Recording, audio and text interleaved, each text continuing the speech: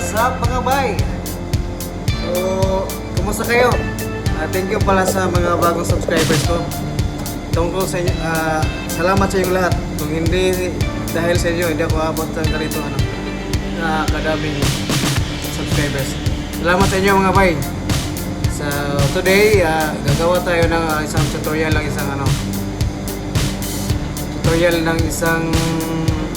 sa paggawa ng thumbnail.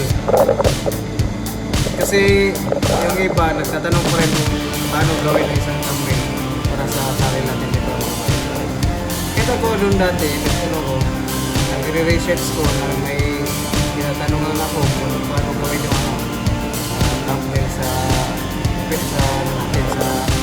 channel natin. Kasi importante yun eh, kasi isa yun sa nagkapag ng isang subscriber, diba? Ma-attract sila. Oh, ang ganda ng thumbnail nito. So, saka patay yung title, diba? Importante yun eh, yung paggawa ng title, saka yung thumbnail mo. Yun ang pinaka-importante mga bay. Para mas dumadami pa ang inyong subscribers, diba? So, yun mga bay. Ay, ito pala. So, sa mga gusto po mag-subscribe at mag-comment, huwag lang po natin yung salita na yun. Yung salita na yan, huwag natin yung bagitin sa pag-comment natin kasi yan eh. Pagka malagutan tayo kay Tulong YT, di ba? So, ano na lang, gawa nila ng isang alibay o ganun lang, anong gusto nyo gawin. Maintindihan natin yun, mga kabayan, mga bay. Alam na natin yun kung anong gawin natin, di ba? Huwag lang yung salita na yan. Huwag yan, kasi delikado tayo dyan. Magalit pa si Lolo White, di ba? So, tara mga bay, samahan nyo ba gawa na ako isang tutorial ng paano paggawa ng isang thumbnail. Okay mga bay, tara!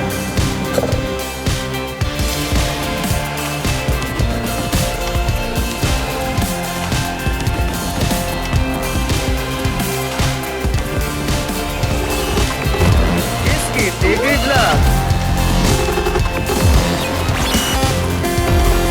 Tayo mga bay. Tayo na.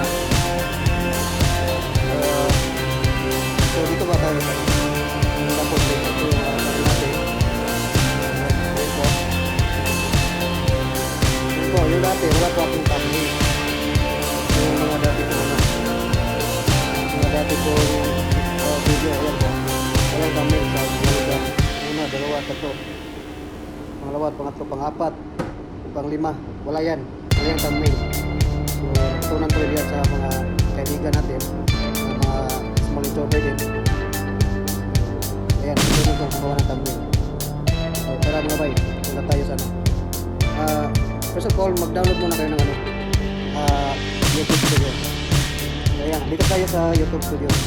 Ito tayo yung dashboard. Ito yung dashboard natin. Yung makita natin. So, may settings. Punta natin to. So, punta tayo sa videos. Ayan. Sample lang to mga baya. So, ito. Sample ito. Ito na lang. Yung walang thumbnail. Ito. Ayan. Kita nyo ito may icon na parang ballpen o lapis. I-click nyo lang yan. Ayan. Kita nyo na? So, i-download nyo muna yung thumbnail. Ayan, download nyo. Ayan, na. Tapos na download yung thumbnail. Punta tayo na. Ano mga editor meron kayo? So, yun mga gamitin nyo. Sa akin Ken Master yung ginagamit ko. So, ito na po. Ayan. So, 16. Hanapin natin yung photos na download natin. Ito.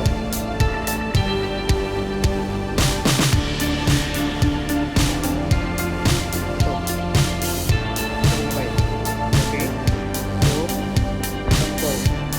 Ay ito pang ilagay. Ayan. So, nag-check na lang. Okay, hanapin yung salita tayo ng title.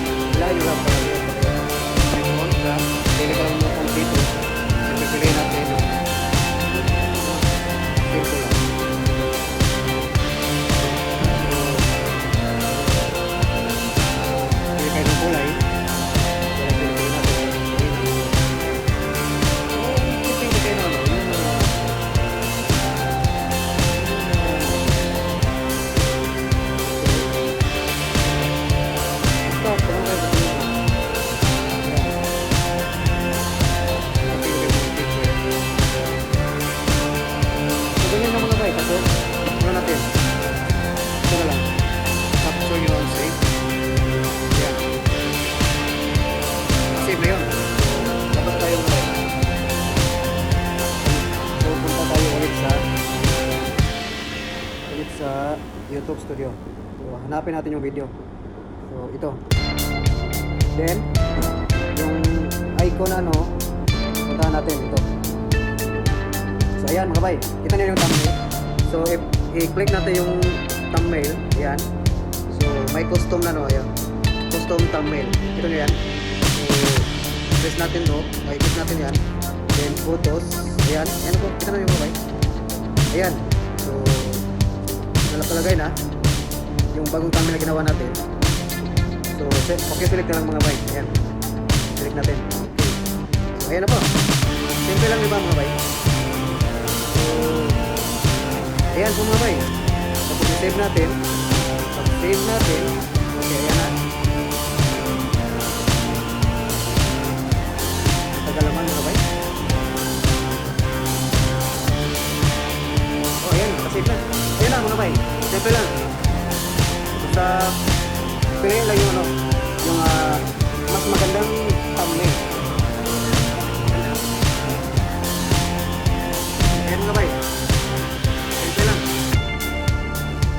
No? Ito. Yan po mga ano. Balik na tayo mga bay. So ayun mga bay. Nakuha ninyo. So sana matutunan nyo ang simple tutorial lang. Simple lang yun. Basic lang yun mga bay. Yun din ang natutunan ko. So yun din lang ang i-share ko sa inyo. Iba naman magkasasunan yung pagawa ng ibang effect pagka magkapag-tutorial tayo. So yun mga bay, don't forget to like and subscribe my YouTube channel. Okay, salamat mga bay, thank you.